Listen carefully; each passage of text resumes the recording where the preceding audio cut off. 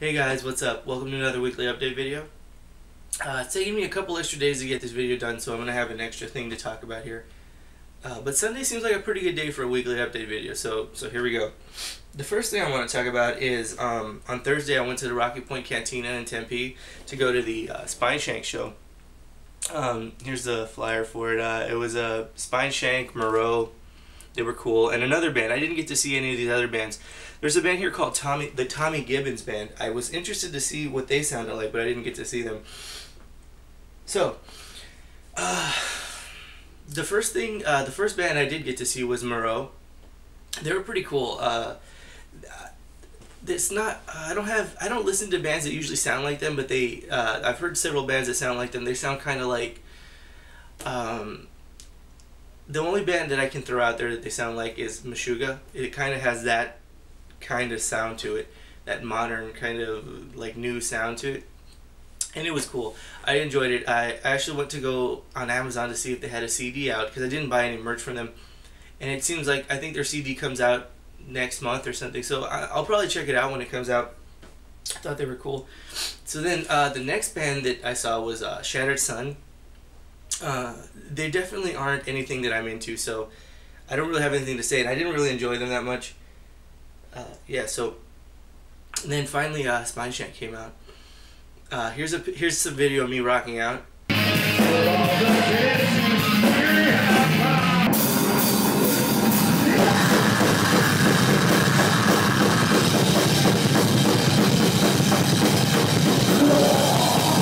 Alright, so there we go. It's kind of hard to get a video, when everybody's all up close like that, but I thought that was kind of cool because I was, right up front and stuff. And here's a picture of their merch too.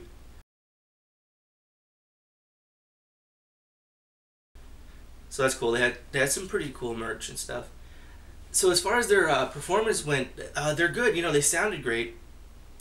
I was right up front there, and for whatever reason, I kind of was between the speakers, so I could really hear the drummer. And I know he's a good drummer. I assume he's a good drummer. I would say he's a good drummer.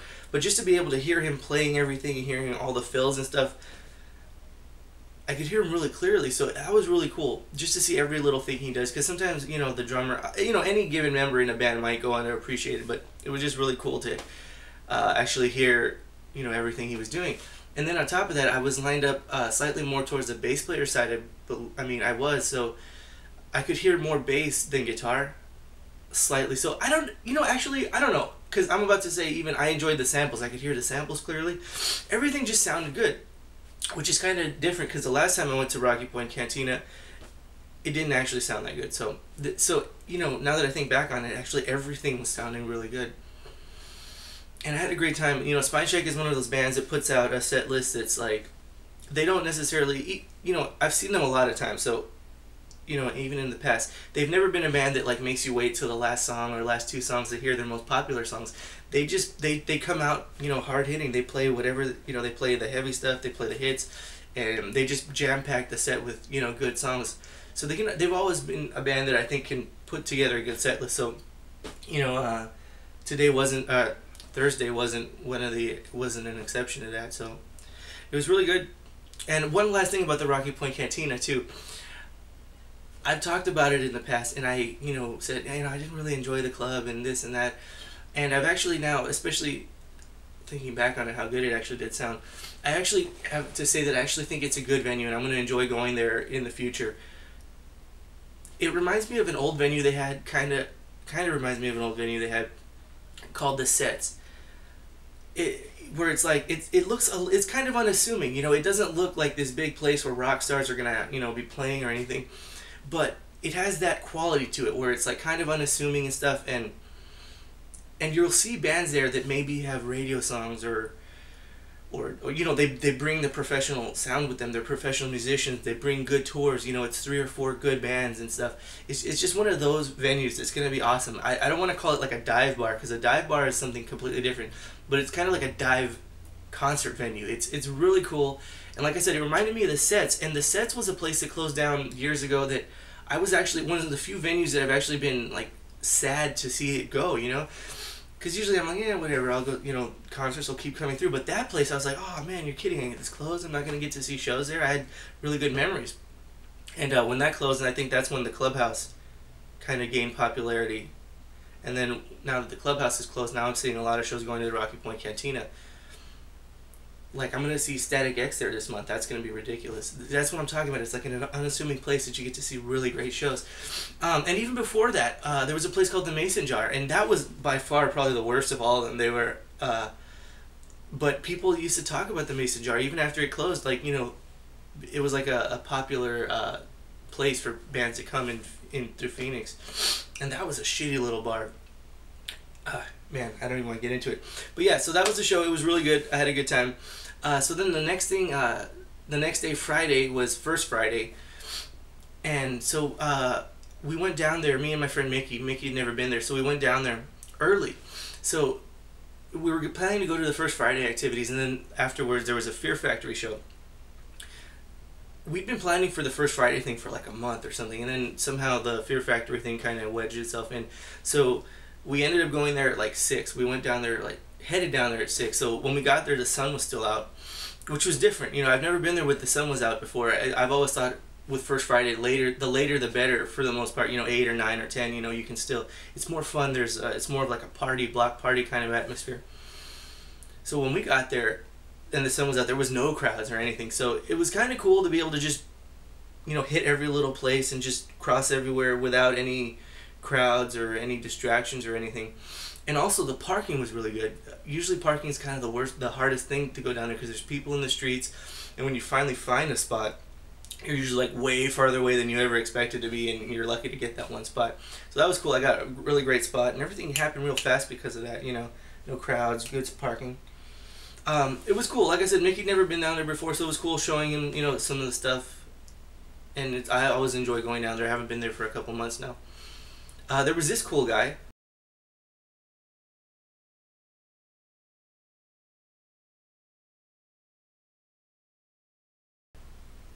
This guy's really cool. He had these robots that he made out of cans and stuff, as you can see. A lot of them, and some of them were really cool. One of them was a functional toilet holder. I don't know. I could see how someone would be into that, but that's not for me. I wouldn't want someone sitting there, you know. Anyway, his story is that he works at a food kitchen, feeding, you know, helping feed the homeless and stuff. That's in the downtown area. And he takes the cans and he recycles them to make those pieces of art, and then he sells them for a reasonable price. They're, you know, I think he said like $60 or $50 or something. And for one of the more extravagant ones, it was like 80 or something, or maybe more. I don't know. The prices probably aren't right, but it's in that general area. The profits for those cans then go back to the food shelter, so that's awesome. You know, it feeds homeless people. He then creates art, you know, recycles it and shit, and you know, art is great like that. And then he sells the art for, and then the money just goes back to the food kitchen. So it's a very nice thing he's got going on there. He's a friendly dude. So yeah, that was cool. Everything, you know, I got some good food. You know, we kind of made it quick. Like I said, the reason that we were so rushed to get to the Fear Factory show was because it was going to be Fear Factory and a bunch of local bands, and I thought it was a great package of local bands, and then to see Fear Factory. But I knew that to see all the local bands, you'd have to get there early, so it was kind of cutting into their First Friday and stuff. We were trying to do both. So we just took off real quick, and we headed down there to the Fear Factory show. And you know, it's funny, even getting there fairly early, we still did actually miss a couple bands. But anyway, so we got there, and I got a pretty good deal from a scalper. It was a birthday present I had gotten. I told Mickey I'd get him the ticket for his birthday, which was this past week. And so I got a good deal from a scalper, and we headed in there, and the first band we saw was the Oxford Coma. Again, all these bands are local, so yeah. They were interesting. They sounded like a mix of Primus and Tool. The thing about them is I actually did like them, and I would probably buy their CD, check their music out and stuff, and maybe even go see them again. But the thing is that after all the excitement from First Friday and just, you know, being like, oh yeah, Fear Factory and stuff, I don't know that they were the right band to walk into. They were a little too mellow, and it was kind of hot and stuff, so I was kind of like, man, it's hot, you know, like, let's get it going, you know. But yeah, they were good. Then the next band, we actually missed one of the local bands I wanted to see, and then another band that was scheduled to play, it was on the flyer that I saw, wasn't there, so The next band was the direct support for Fear Factory. They're called Sigmonic. I'm a huge fan of Sigmonic. They're like a progressive death metal type band, and I don't usually like progressive death metal, I wouldn't say, but something about them is just really great. The music is like, you can tell every band member is really talented at their instrument. They're not like just like shoving it in your face, like all crazy stuff. You can just tell it's really great put together songs and stuff. They're an incredible band. I'm a huge fan. So the one thing I'll say about their set list is they actually for being such a heavy band, I've seen them before and I was like surprised at how they brought out all the heavy, because like their music is really dynamic like that. This time they kind of took a more mellow approach. Not to say that they didn't play heavy stuff, but I was surprised. I was like, yeah, wow, it was interesting. It was surprising to see that. But they have 2 CDs out and they're working on a third, so I'm familiar with most of their music. So it's not like they would play anything that surprised me, or like I didn't just like surprised me that bad. But it was just interesting to see the mellow vibe. But they're one of the bands I was going there to see, and they definitely put on a good show. And I haven't seen them in a while either, so it was nice to finally get to see them again. So then Fear Factory came out. Here's some picture of their merch.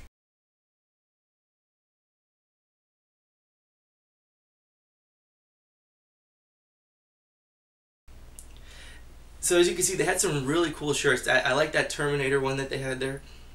One thing I didn't like about it was on the back it said, F you asshole, which is a line from the movie. But I wouldn't be wearing that shirt every day, and why would I buy it if I'm not going to wear it? So they had a lot of cool shirts, but for whatever reason also, I've kind of lately been not really too interested in buying band shirts for whatever reason. So yeah. Then the other cool thing they had there was those drum heads. They were awesome. They were used drum heads, and they had that big Fear Factory logo, and they all signed them. And it was a reasonable price. It was like $40. So I thought that was a good deal. The one thing, I guess it'd be nice to have it on your wall, but the one thing that I think is that they would look nicer if they weren't used. If they were new. Because, a used drum head isn't like a pretty thing. It's like beat up and dented and like all kinds of screwed up.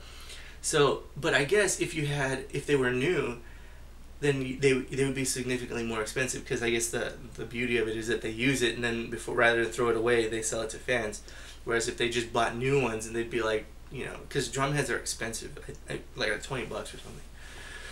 So yeah, so I have to say about their show, I really had a good time. I went there, obviously expecting to have a good time, but I had a surprisingly better time than I expected. Here's a picture. Here's some video of me rocking out.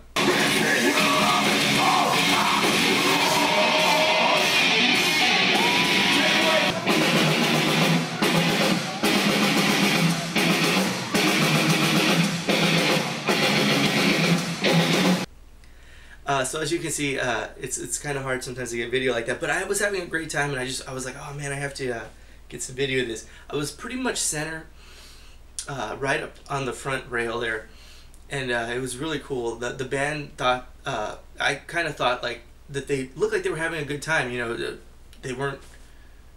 They were just having a good time. It seemed like a really good vibe, and I was having a great time and everything. And I'm a huge fan of Dino's guitar playing, so that was cool. I actually almost caught a pic from him. We kind of made eye contact, and I was just like, yeah, I did something kind of subtle.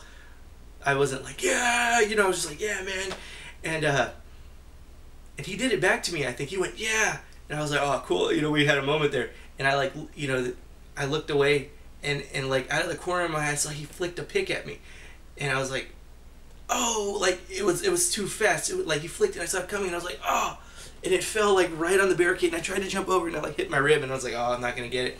And then the guy next to me tried to go even further and get it, and then the security guard took it away, which was stupid. He should have flicked it to one of us, but whatever.